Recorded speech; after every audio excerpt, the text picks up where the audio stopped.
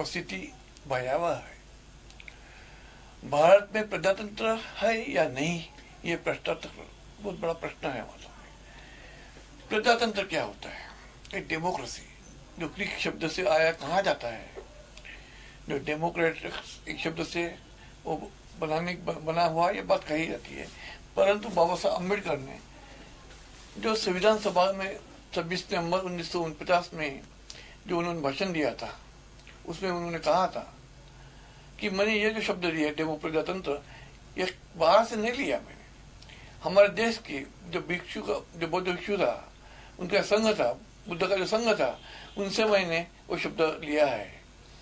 और उस संदर्भ में बाबा साहब ने कोट भी किया है। वो कोट में अभी कोट नहीं करना चाहूंगा। उसके साथ ही सम्राट अशोक, बुद्ध का काल जाने के बाद सम्राट अशोक आते हैं और उस देश में अखंड विशाल भारत का स्थापना होती है। जो अखंड विशाल भारत, जो आज भारत है, आज अभी का भारत, पाकिस्तान, नेपाल, अफगानिस्तान, इन सभी चीजों का मिलकर विशाल भारत था। उस जमाने में अशोक ने विकास भारत बनाया था। भारत की अर्थव्यवस्था सबसे बड़ी थी, बहुत विशाल अच्छी व्यवस्था थी कि पूरे विदेश के लोग भारत में आकर यहाँ ये करते थे। यहाँ की बाजारपेट बहुत बड़ी थी और भारत की अर्थव्यवस्था को भी मजबूती थी। वही काल में उनका जो वंशज होता है, मौर्य वंश आखिरी वंशज बृहदत्त, उनकी हत्या पुष्पवंत शुंग द्वारा की जाती है और भारत बाद में खंड खंड होकर आज भारत टुकड़ों में बट गया है और छोटा भारत बन गया है। सवाल है जो पुष्पवंत शुंग है, जिन्होंने ब्राह्मणी सत्ता का या नींव रखी थी, उन्होंने भारत को गुलाम, उसके बाद में भारत गुलाम भी हुआ था। इतिहास है। जब भारत गुलाम हुआ था, गुलाम बनने के बाद भारत को जो व्यवस्था थी वो जाति आधारित वर्ग आधारित भारत की व्यवस्था हो रही थी। बाद में भारत गुलाम बनने के बाद नेहरू युग, गांधी युग आया, तिलक युग आया, अंग्रेज आने के बाद जो प्रॉब्लम हुआ। लेकिन ये बातें हम जब देखते हैं तो जो गोरे अंग्रेज थे, उनका शासन, गुलाम भारत जरूर था लेकिन उनका शासन में डिसिप्लिन था, एक पारदर्शिता थी, लोगों को अधिकार मिलता था, भ्रष्टाचार नहीं था। परंतु भारत को आजादी मिलने के बाद आज हम देखते हैं कि भारत में अनुशासन नहीं है, भारत में पारदर्शिता नहीं है, लोगों को न्याय नहीं मिलता, जातिभेद फैला हुआ है। ऐसे टाइम में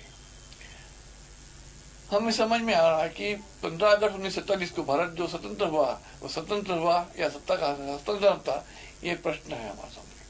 क्योंकि गोरे अंग्रेज तो चले गए, लेकिन यहाँ काले अंग्रेज जो हमने देखते हैं, यहाँ जो ब्राह्मणवाद यानी मैं व्यक्ति विशेष की बात नहीं करूंगा, ब्राह्मण एक प्रवृत्ति होती है।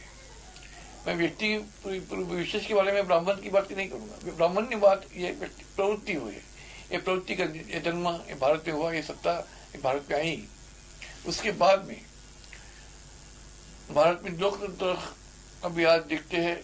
फिर भी कांग्रेस के जमाने में जो विकास, देश को जो विकास हुआ अंग्रेज जाने के बाद में, थोड़ा बहुत कुछ बाबा एटॉमिक सेंटर खुले, बाबा एटॉमिक सेंटर होने की स्थापना हुई, रेलवे भी आए और कई ऐसे भारत जो अनुमान भी बनाया गया, विकास योजना हुई, बैंकों का राष्ट्रीयकरण हुआ।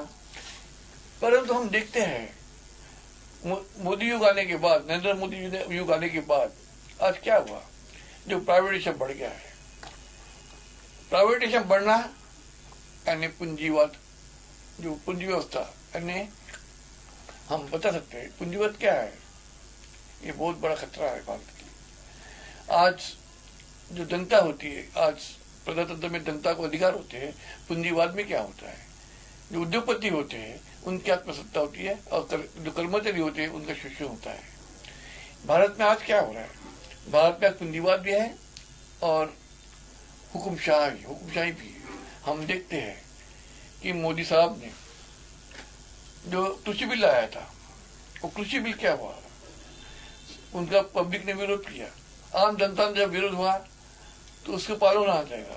लेकिन वो पालन लंबा जो उनका आंदोलन किसान आंदोलन बहुत लंबा चला, बाद में पंजाब में चुनाव के कारण वो बिल वापस ले आया गया, यूपी के इलेक्शन के कारण वो बिल वापस ले आया गया। तो ये क्या है? हुकुमशाह, ए डिक्टेटरशिप। हम और जुडिशियल पूंजीवाद, कैपिटलिस्ट, ये दोनों चीजें भारत का पनपी है। जहाँ पूंजीवाद आता है, जहाँ तानाशाही आती है, तब भारत आज तानाशाही की ओर जा रहा है, भारत पूंजीवाद की ओर जा रहा है।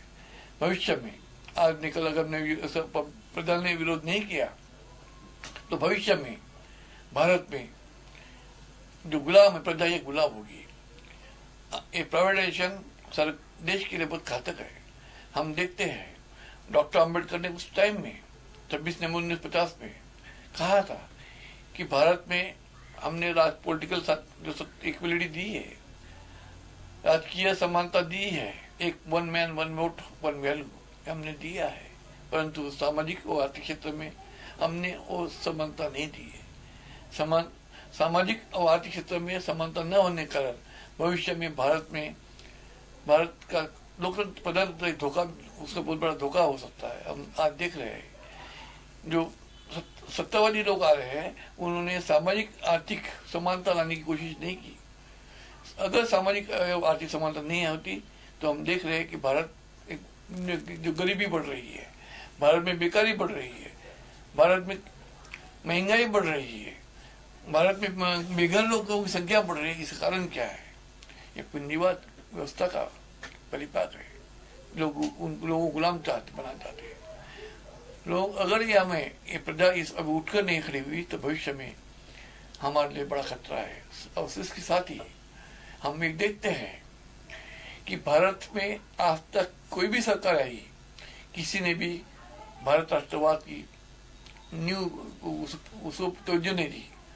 जब तक हम अपने भारत के प्रति, देश के प्रति हम देशभक्ति नहीं जगाते हैं तो हम लोगों के बीच में हम देखते हैं देशभक्ति न जगाने के कारण भारत में जातीयवाद, धर्मवाद पनपा रहा है। हमें सामाजिक आर्थिक समानता लाने के लिए जो भारत राष्ट्रवाद जगाना पड़ेगा। अगर अब हम देखते हैं इतने 75 साल, अभी 75 साल है, फिर भी भारत में भारत राष्ट्रवाद न पुनने के कारण हम भारतीय है एक कोई आदमी कहता नहीं है। कोई हर आदमी अपनी पहचान जाति से देता है, धर्म से देता है। हमें इससे भटकर हम भारतीय है ये कहना होगा।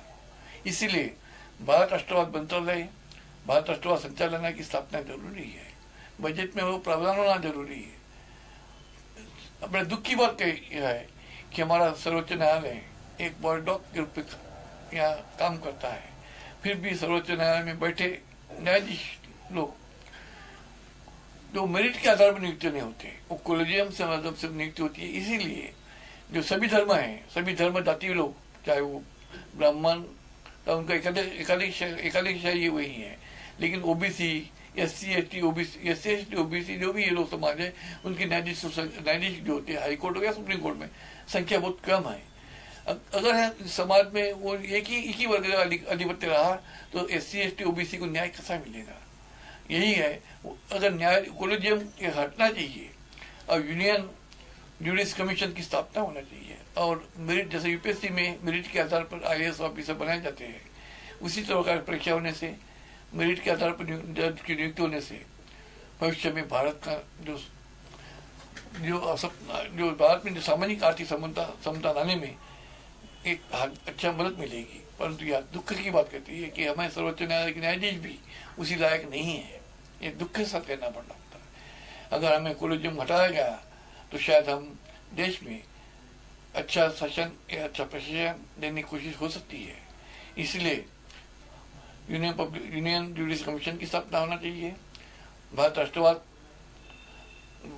को ये देने भारत राष्ट्र जगाने के लिए सर्वोच्च न्यायालय ने उसने प्रेरणा कोशिश करना चाहिए, और हमारे देश के सत्तावादी लोगों को एक प्रजा ने एक बताना चाहिए कि हमें आर्थिक और सामाजिक समता चाहिए, और आर्थिक सामाजिक समता प्रस्तावित करने के लिए प्रजा ने आगे उठना चाहिए। और सर्वोच्च न्यायालय ने भी इसी रूप में इसी के लिए आगे अपना योगदान देना चाहिए और भारत राष्ट्रवाद जगाना चाहिए।